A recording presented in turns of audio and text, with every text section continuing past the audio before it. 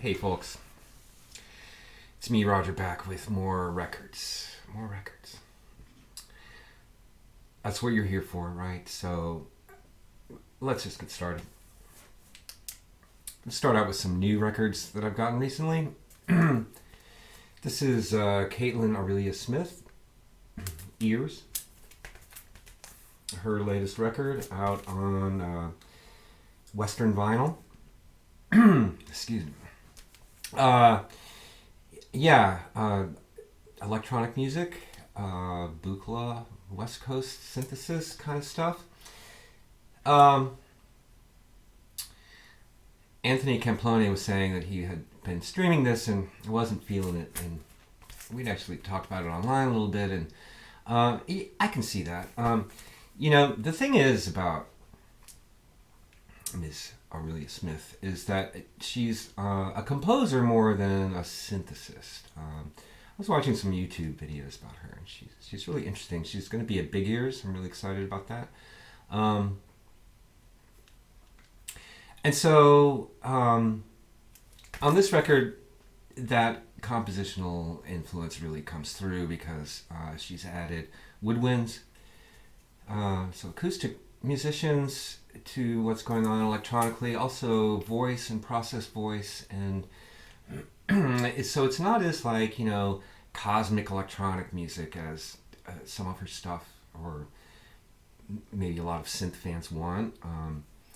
I think she's going for something different and more, it's about the composition as opposed to, I don't know, the electronic aspect of it so much. I don't know. I think she's really interesting. She inspires me to get into the world of Eurorack modular stuff. Oh, God help me. God help me if that happens. Anyway, I like that record. Here's another record I really like a lot. The new Grails record. What is this called? Chalice Hymnal. 2 LPs on... what is this label? Temporary Residence. That's right. TRR, Temporary Residence. Grails. So mostly instrumental, post-rock. I hate that term, but post. Lazy thinking, people. It's that post-truth. Hey, that's a thing. What the fuck? Really? All right. Sorry. Grails. This is the drummer plays an ohm, but it doesn't sound like ohm. This is like sweeping soundtracky library music, kind of spaghetti western stuff in strings, and the review in Record Collector called it sexy, and it is, and it's kind of when I first heard it, it was like it was a sugar rush. It's like, oh my God, this is the best thing ever. Like their previous record, Deep Politics, which I really liked a lot. I still like it, but it doesn't have that hit of the first time you hear this. That's my experience anyway. I dig these guys. It's another sweeping cinematic soundtrack to an hour of your day. What more could you want? Speaking of soundtracks, this is a record that had been sitting at Grammys forever, and I was just one day I was like, there was nothing else, so I picked it up. I'm not going to be able to pronounce this guy's name. Wojciech Gorzewski? I'm sorry. I apologize. Reality Check. And look at that cover. And OB, this is Mondo Death Waltz from sometime recently. I don't see a date here.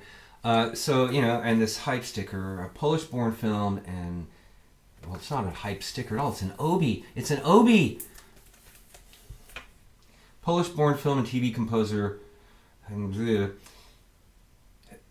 soundtracks include 400 Days, We Are Still Here.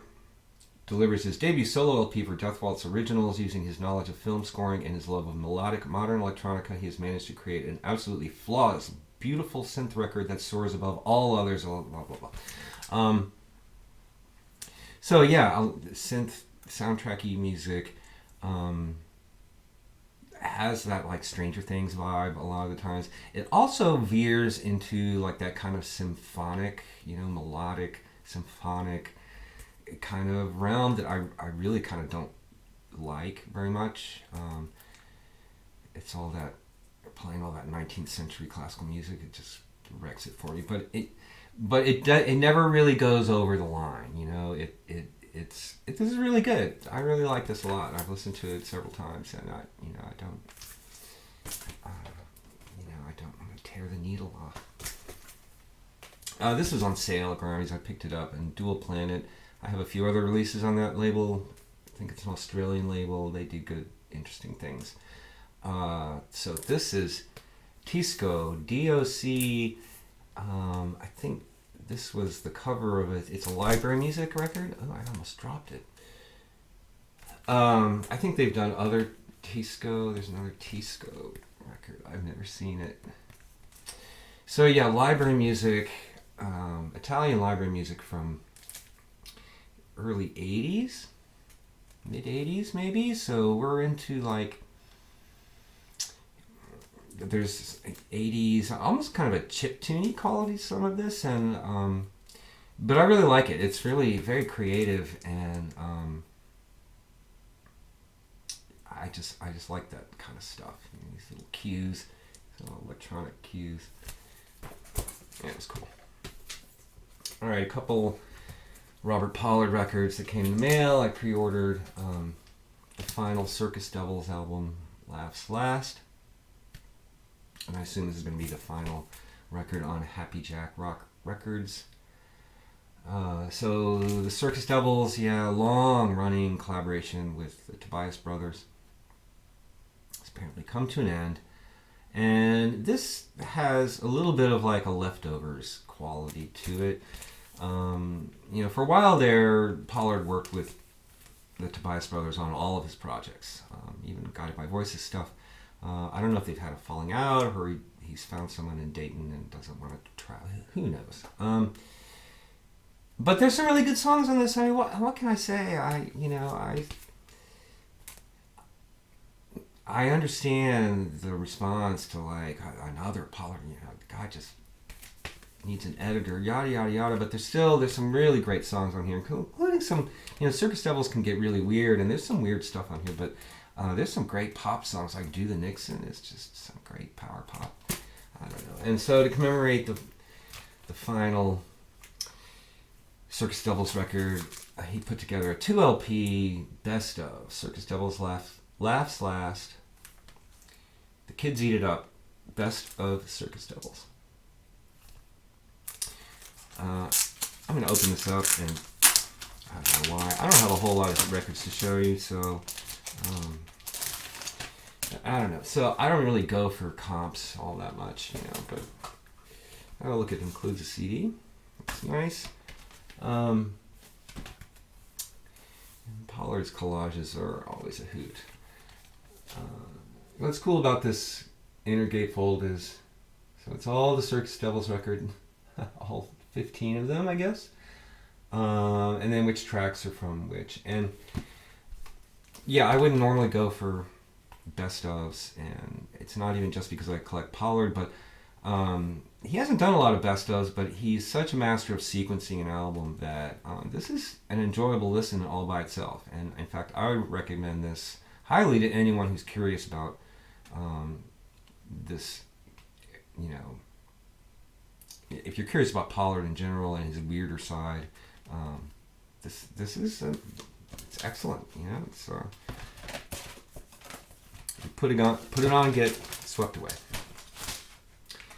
All right, this isn't a brand new record, but it might as well be. It was like it's still in shrink. You can't see that. It's Chris Forsyth and what's his name? Cohen Holt Kemp. Early Astral on Blackest Rainbow from 2012.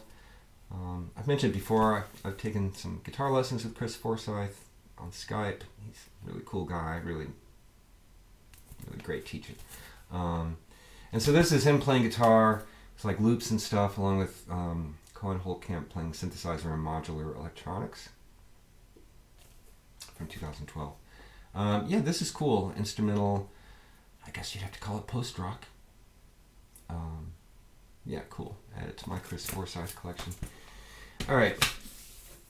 I have some 7 inches to show. If you're not interested in 7 inches, you can switch it off. But before you go, check this out.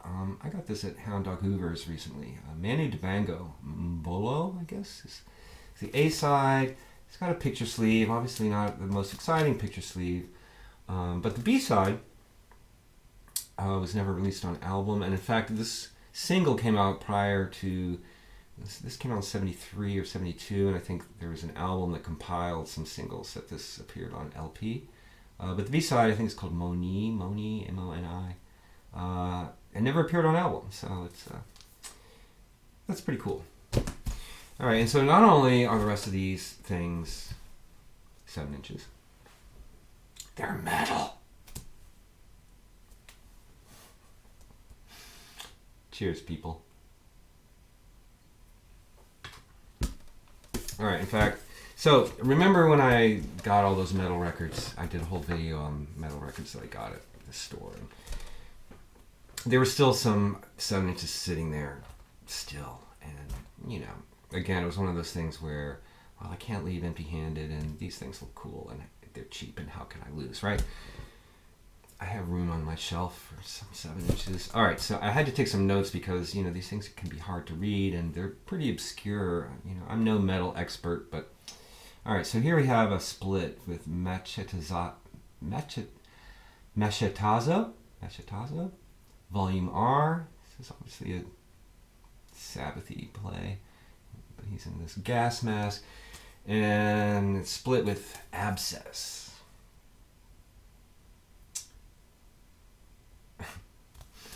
This is out of Spain and from 2004, and it's in a death metal, but with much more of like a grindcore, like hardcore kind of thing, which, you know, you can kind of tell. It was pretty good. I liked it. You know, and these things, they're just cool. I can't help it. Corpsest. Demoniacal subjugation backed with Of Desolation. Dark Descent. This is they're a Finnish band. That's a US label. This is from 2012. And this is straight up Finnish death metal. It's cool. I like this. Yeah, I like this stuff. What can I say? All right, here's a case where it's like, all right, you have to decipher this, right? So this is another split. That's a cool cover. I like that. It's kind of hard to see. Sorry about the glare. All right. So this is Vasaleth and Vorum split. And they are U.S. death metals, obviously. You know, Profane Limb of Ruinous Death is the name of this EP. On Negative Existence from 2010. That's cool. Alright, yeah, this is another one that took some sorting out. Bosk is the name of the band. Irmo Abismo is the name of the EP. They're from Portugal. This is on Bubonic Doom from 2013. Yeah, Doom. Cool. Right, I'm going to take this out of the sleeve because it's almost impossible to see. This is a band called Mephitic. They are from France. No, they're from Italy, but this is a French label. Drakkar Productions. All right, this is pretty cool. Columns of Subsidence. Subsidence is the name of the EP, and it's, you know, this kind of thing. It has this like nicely printed book. I mean, they really kind of went all out on this one. Transcendence shines in the glory of the corpses. Vermin prophetically reveal the path.